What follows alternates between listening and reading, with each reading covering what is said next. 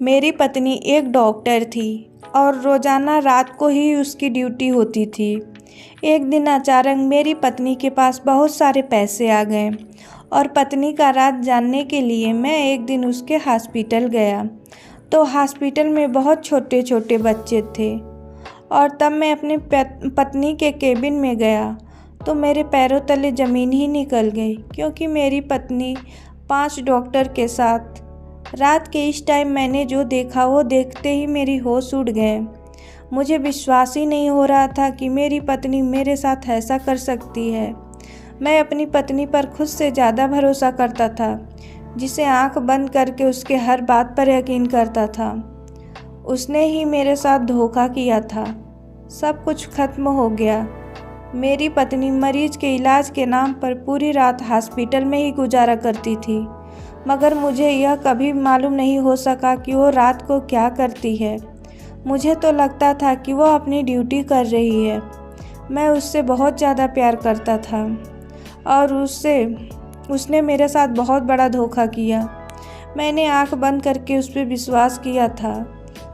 मुझे उस पर गर्व था कि वह मुझे कभी धोखा नहीं देगी, पर मेरी पत्नी ने मुझे किसी को मुंह दिखाने लायक नहीं छोड़ा था। 5 मर्दों के साथ रात को वो जो कुछ भी कर रही थी, शायद कोई आम औरत कभी नहीं कर पाती। लेकिन मेरी पत्नी बड़ी बेशर्म थी, जो आधी रात को हॉस्पिटल के बंद कमरे में कर रही थी। मैं उसके बारे में सोच भी नहीं सकता था कि ऐसा भी कर सकती है। यह सब देखकर मेरे पैरों तले ज़मीन ही निकल गई। मैं अपने लड़खड़ाते कदमों से हॉस्पिटल से बाहर निकल आया। मुझे इतनी हिम्मत नहीं हो रही थी कि मैं अपने पैरों से जाकर अपनी पत्नी को बताऊं कि मैं अपने आँखों से उसका घिनौना रूप देख लिया है। रात को हॉस्पिटल से एक फ़ोन कॉल पर तुरंत दौड़ कर गई। अब मरीज के नाम पर बेचैन हो जाना और कुछ ही महीनों में करोड़ों रुपए जमा कर लेना, एक एक करके मुझे हर बात समझ में आ रही थी। मैं हॉस्पिटल के बाहर बने फुटपाथ पर बैठ गया और अपने साथ गुजरे समय का हर एक पन्ना देखने लगा। मेरी और सुरभि की शादी को लगभग 2 साल होने वाले थे। इन 2 सालों में हमारी कोई भी बच्चा नहीं था, लेकिन इस बात का मुझे कोई भी दुख नहीं था। मेरा मानना था कि यह सब भगवान की देन है। जब लिखा होगा तब बच्चा हो जाएगा।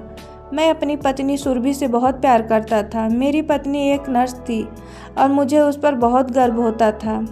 दिन हो या रात हो, सुरभि अपनी ड्यूटी से कभी भी पीछे नहीं हटती थी। वह छोटे से हॉस्पिटल में काम करती थी। जब भी उसे हॉस्पिटल से फ़ोन आता, वो सब छोड़ छाड़ कर अपना फ़र्ज निभाने हॉस्पिटल पहुंच जाती।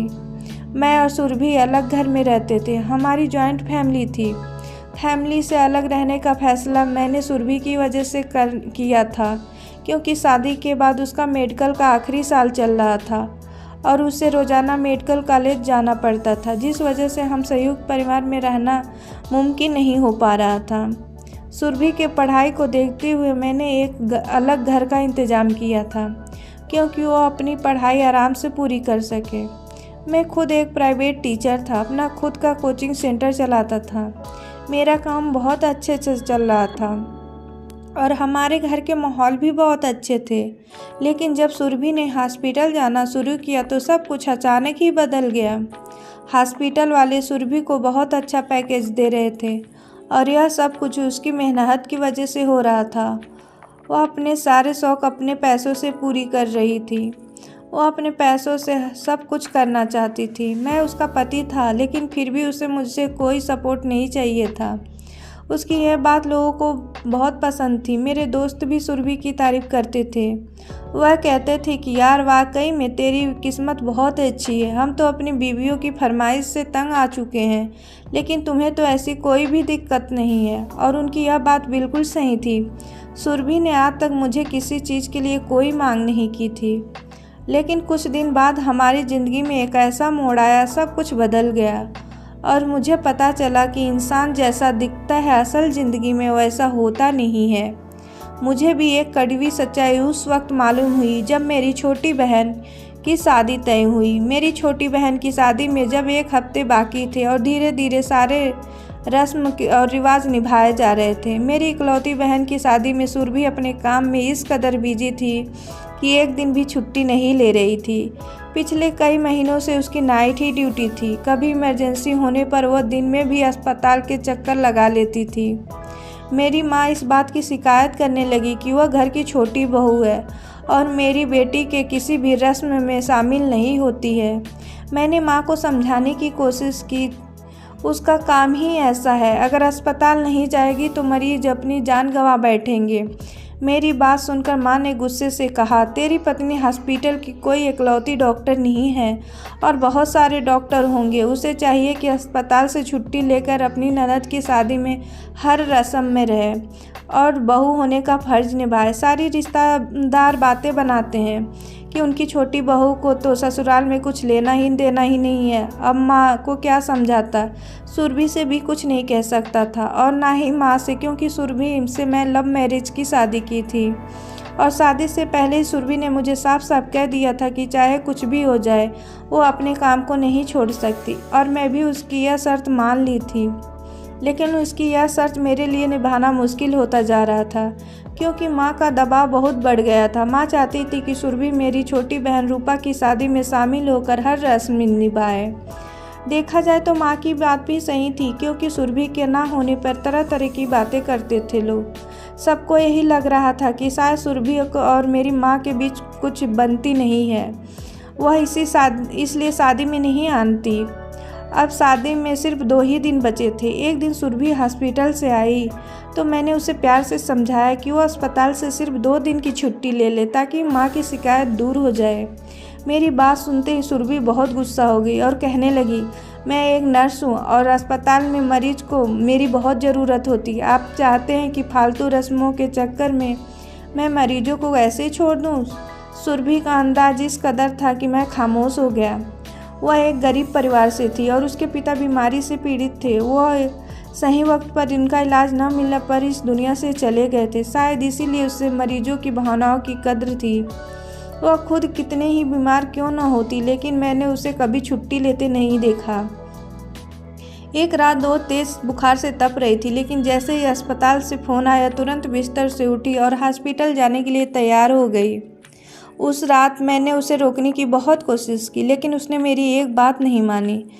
मैं मजबूरन खुद ही उसे अस्पताल के दरवाजे तक छोड़कर आया।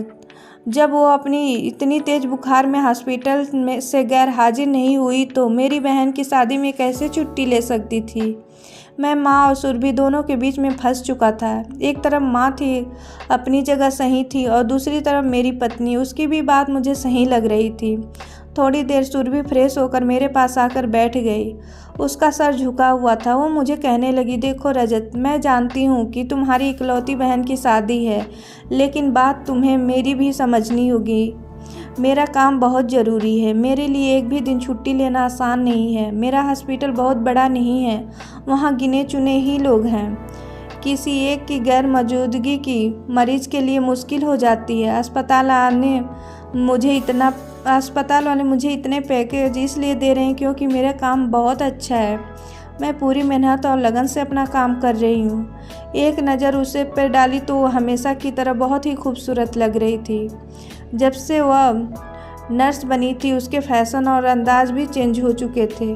उसकी खूबसूरती से मैं पहले से वाकिफ़ था। मैं सुरभि का हाथ पकड़कर उसे तसल्ली दी कि वो आराम से अपना काम कर सकती है। माँ और घर वालों को मैं संभाल लूँगा।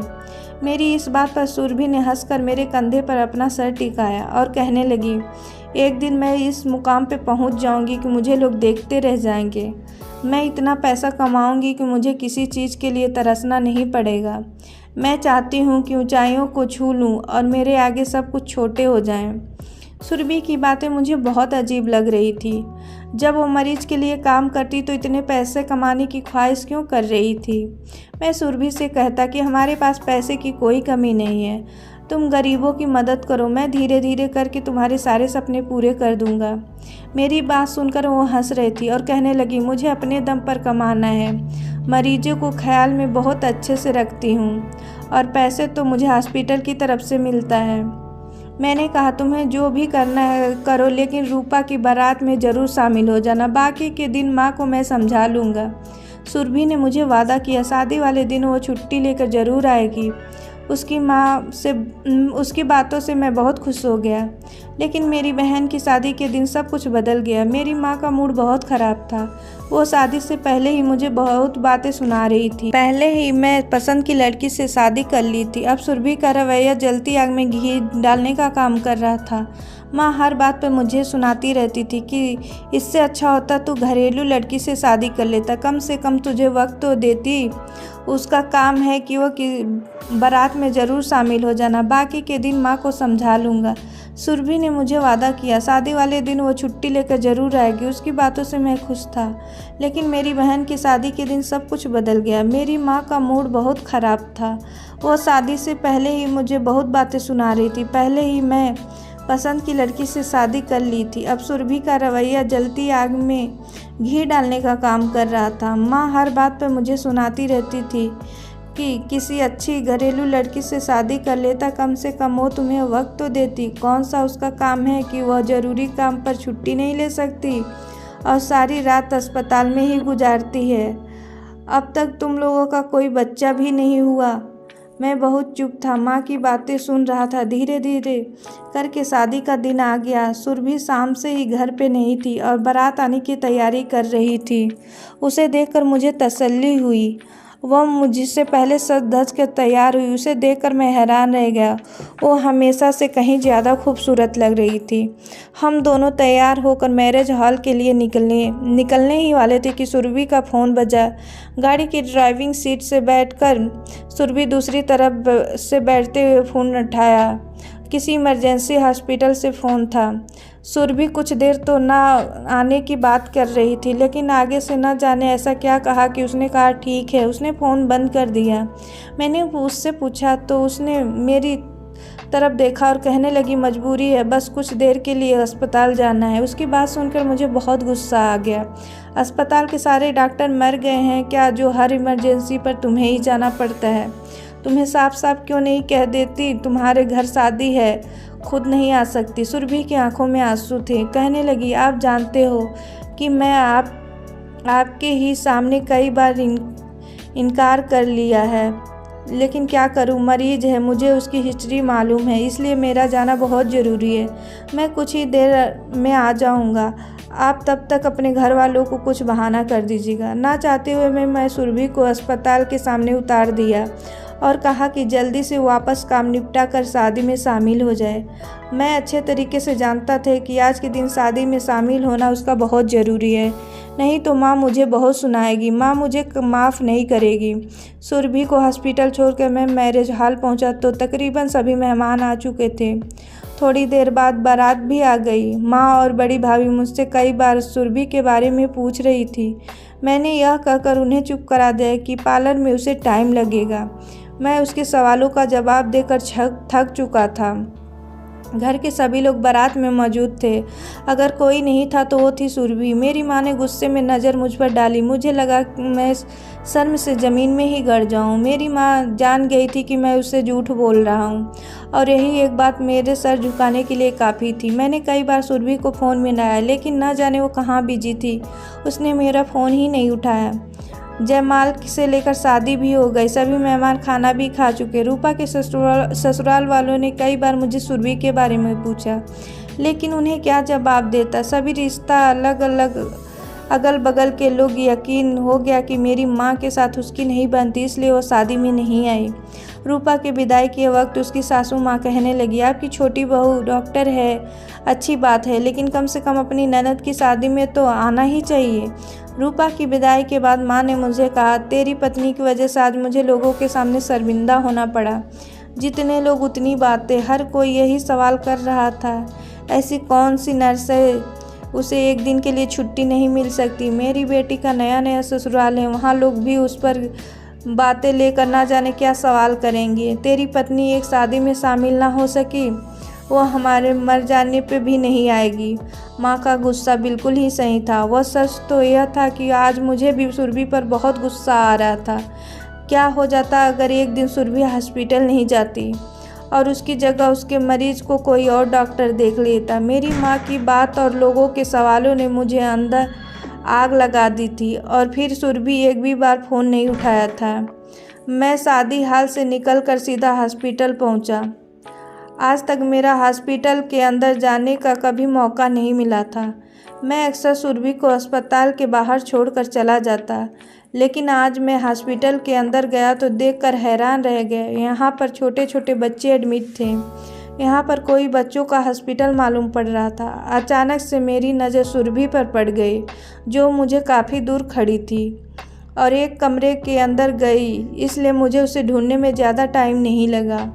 मैं उसे अभी गुस्से में ही था, इसलिए उसे देखते ही सीधा उसके पीछे उसके केबिन के अंदर चला गया। लेकिन अंदर का नज़ारा देखकर मेरा दिल ही दहल गया। कमरे के अंदर सुरभि अकेली नहीं थी, बल्कि उनके साथ 5 मर्द और कुछ भी उनके बीच चल रहा था। वो देखना और सुनने के बाद मेरा दिल धड़कना ही भूल गया। मेरी वह पत्नी, जिससे लोगों को मसीहा समझता था, वो असल में अंदर से एक ही निर्दयी औरत थी। मैं हॉस्पिटल से बाहर आकर रोड पर बैठ गया था। मैं सुरभि के साथ 2 साल से था, लेकिन इन 2 सालों में उसका असली रूप नहीं देखा था। मुझे उससे बहुत नफरत होने लगी थी और साथ ही साथ खुद पर अफसोस हो रहा था कि मैं इस औरत का असली चेहरा क्यों नहीं देख पाया। मैं सुरभि से बहुत प्यार करता था। आखिर में अपनी माँ को भी नाराज़ कर दिया। आज भी मैं अपनी छोटी बहन की बारात से सारे वक्त झूठ बोल रहा था और सच्चाई सामने आने पर मैं सुरभि को ही बचाने की कोशिश की। वो बहुत मजबूरी में हॉस्पिटल गई, लेकिन सच्चाई जानने के बाद मुझे उससे बहुत ही नफरत हो रही थी। मैं एक ऐसी औरत के साथ अपनी ज़िंदगी बिता रहा था जो औरत कहलाने लायक ही नहीं थी। मैं जान गया था कि भगवान ने हमारी झोली में औलाद का सुख क्यों नहीं डाला था। माँ बनना सुरभि जैसे औरतों के नसीब में नहीं होता है, जो दूसरे के औलादों के साथ खिलवाड़ करते। इसलिए शादी के 2 साल बाद भी हम दोनों को कोई बच्चे नहीं थे। बहुत सोचने समझने के बाद सीधे मैंने पुलिस को फ़ोन लगाया और उनकी सारी हकीकत बता दी। पुलिस वाले तुरंत मौके पर पहुंच गए और उन 5 मर्दों के साथ सुरभि को गिरफ्तार कर लिया और उन सब के खिलाफ गवाही देने के लिए मैं तैयार था, क्योंकि मैंने सारी हकीकत अपने आंखों से देखी थी। 5 मर्दों और मेरी पत्नी के साथ मिलकर एक मासूम से बच्चे का किडनी निकालने की तैयारी कर रहे थे। उनके बीच होने वाली बातचीत से मुझे पता चल गया था कि वो एक गैरकानूनी काम कर रहे हैं। उसे अस्पताल में कम पैसों में इलाज किया जाता था और इसलिए गरीब लोग अपने बच्चों के इलाज के लिए अस्पताल में लेकर जाते थे, जहां पर हॉस्पिटल वाले मेरी पत्नी के साथ मिलकर इलाज के नाम पर इन मासूमों की किडनी निकाल कर बेच रहे थे। विदेश में छोटे बच्चों की किडनी की बहुत ही मांग थी और बहुत पैसे में किडनी खरीदे जाते थे। मेरी पत्नी सुरभि किडनी की बीमारी की डॉक्टर थी, लेकिन मेरी पत्नी अपनी काबिलियत का गलत इस्तेमाल कर रही थी। वह मासूम बच्चों के किडनी निकाल कर उन्हें ज़्यादा पैसों में बेचने का गलत काम कर रही थी। अगर वो चाहती तो अपनी पढ़ाई का सही तरीके से इस्तेमाल कर सकती थी, मासूम लोगों की जान बचा सकती थी। लेकिन मेरी पत्नी ने पैसे की लालच में आकर गलत रास्ता बना लिया था। पुलिस वाले ने सारे जांच पड़ताल करके बताया कि ये लोग पिछले कई सालों से यह काम करके अस्पताल में धंधे में बराबर के हिस्सेदार थे। ये सारे पढ़े लिखे लोग हैं जो डॉक्टर बन गए हैं, लेकिन अपने अंदर की इंसानियत को भूल गए थे। मैं सुरभि की आंखों में आंखें डालकर पूछा कि हमारी ज़िंदगी में ऐसी कौन सी कमी थी जिसके वजह से तुमने यह गलत काम किया। उसके पास मेरी बातों का कोई जवाब नहीं था। बिना कुछ कहे पैसों की भूख ने उसे गलत रास्ते पर जाने को मजबूर कर दिया था। मुझे तो उसके बारे में सोचकर भी नफरत होती है। अगर ये कहानी आपको पसंद आई हो तो please like, share and subscribe करना न भूलें। इस कहानी में जो भी त्रुटि है उसके लिए माफ़ी।